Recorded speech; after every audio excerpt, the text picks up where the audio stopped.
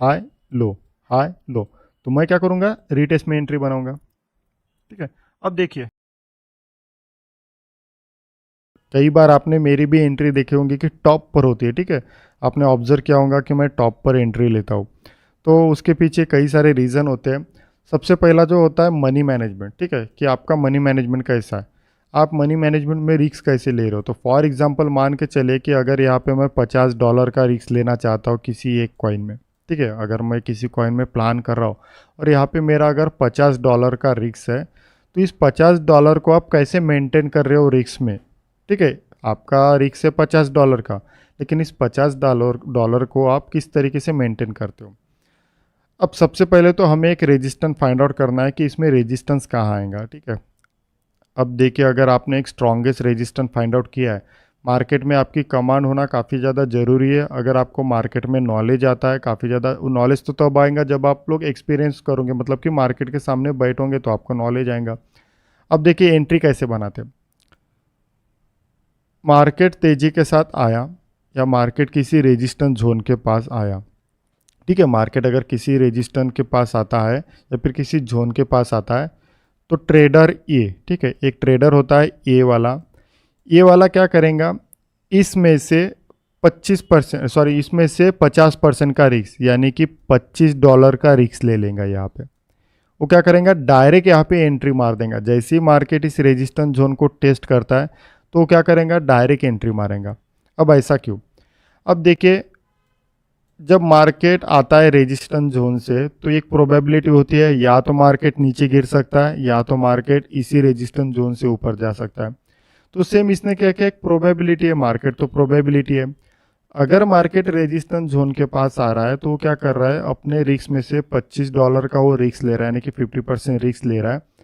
अगर ये काम कर गया तो इसे टॉप पर एंट्री मिलेंगी और प्रॉफिट हो जाएगा। ये एक तरीका एंट्री करने का। ठीक है, क्योंकि ये वहीं पे एंट्री कर रहा है जहाँ पे रेजिस्टेंस जोन है, ये बीच में एंट्री नहीं मार रहा है, ये बीच में एंट्री नहीं मार रहा है। ठीक है, ये वहीं पे एंट्री मारेगा जहाँ पे इसे स्ट्रॉन्ग रेजिस्टेंस जोन मिलेगा।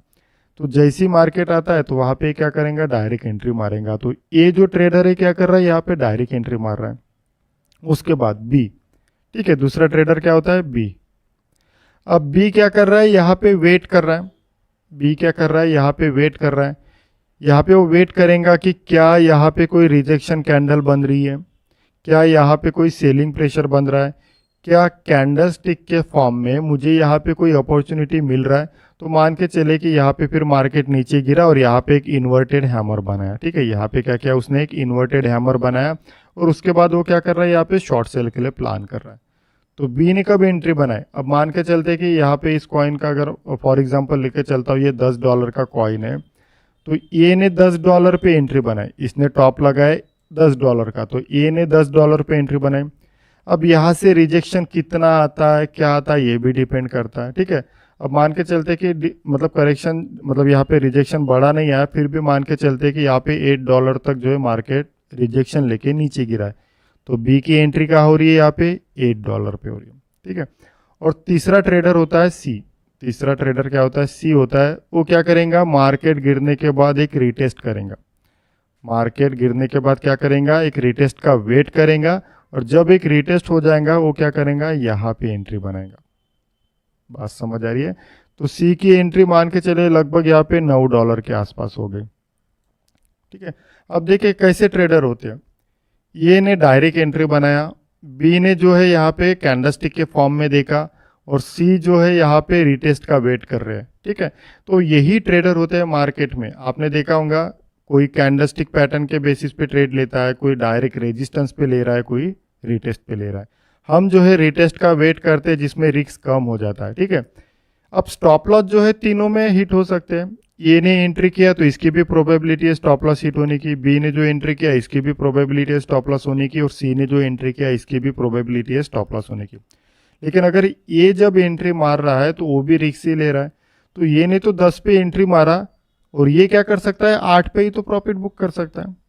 ठीक है, तो जहां ये प्रॉफिट बुक कर रहा है वहां पे बी शॉर्ट सेल कर रहा है। बात समझ आई, जहां पे ये प्रॉफिट बुक कर रहा है वहां पे बी क्या कर रहा है, शॉर्ट सेल, मतलब शॉर्ट सेल कर रहा है। उसके बाद बी ने शॉर्ट सेल करने के बाद क्या होगा, जैसे भी शॉर्ट सेल करेगा तो मार्केट ऊपर आने लगेगा, तो फिर ये क्या हो जाएगा, डर जाएगा। तो बी क्या है, एक प्रकार के बिगिनर ट्रेडर होते हैं। यहाँ क्या होगा कि जैसे ही मार्केट बी वाली एंट्री मारेंगे उसके बाद मार्केट ऊपर आने लगेगा, तो ये डर जाएंगे ये लोग, इन्हें लगेगा कि अब मेरा स्टॉप लॉस हिट हो जाएगा। तो उस डर के कारण क्या करेंगे, ये अपना लॉस बुक कर देंगे। ठीक है, तो इसमें से 90% जो लोग होंगे ना, मतलब यहाँ पे जो बी वाले जो है ना, वो 90% जो लोग होंगे वो क्या करेंगे, लॉस में ट्रेड को क्लोज कर देंगे।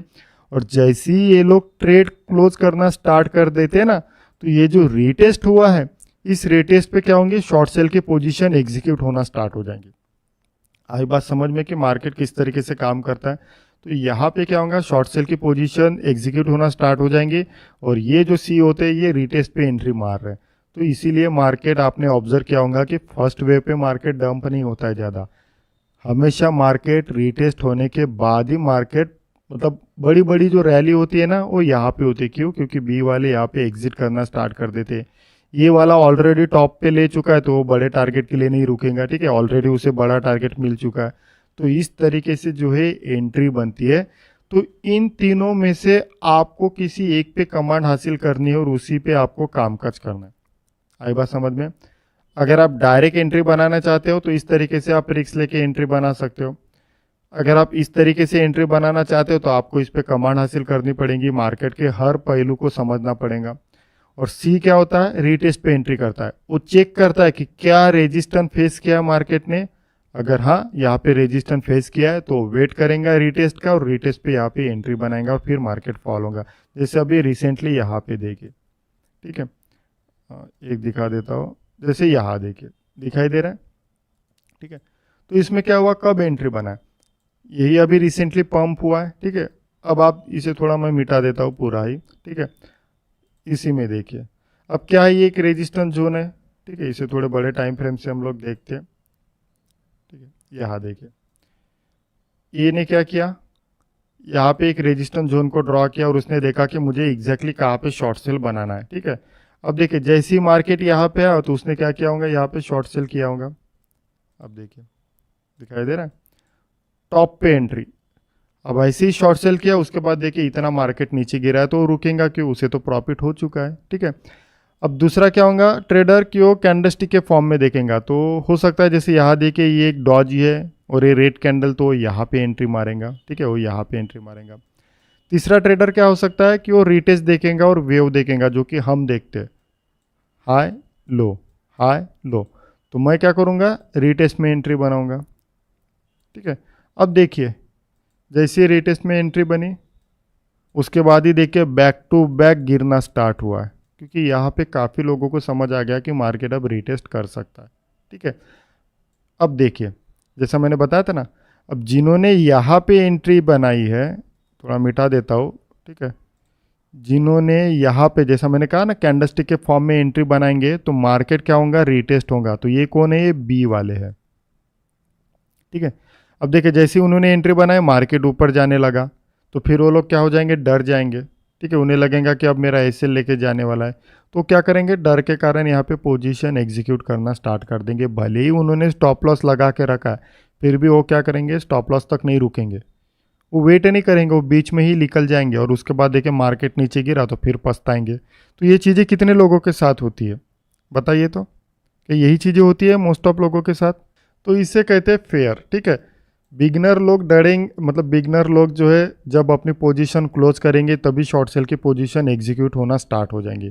तो इसीलिए हमेशा आप ध्यान में रखिए कि एक डंप आता है तो एक करेक्शन होता है। और मैं क्यों कहता हूँ हमेशा कि वेट करिए, करेक्शन पे एंट्री बनाइए, वेट करिए, करेक्शन में एंट्री बनाइए।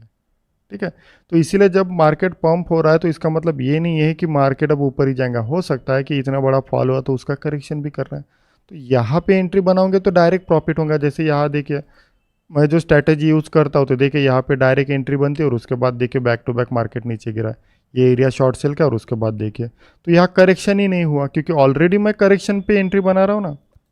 तो ट्रेंड क्या कहता है, करेक्शन।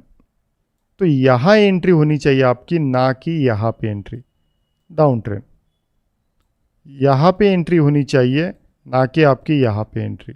ठीक है, तो बिगिनर जो होता है ना, वो क्या करता है, यहाँ पे एंट्री बनाता है बाय के लिए, और जब मार्केट करेक्शन करता है तो यहाँ पे निकल जाते हैं। तो यही साइकोलॉजी होती है मार्केट की, और इस तरीके से एंट्री होती है A B C। तो अब आपको समझ में आ गया होगा कि किस तरीके से मार्केट में एंट्री बनती है।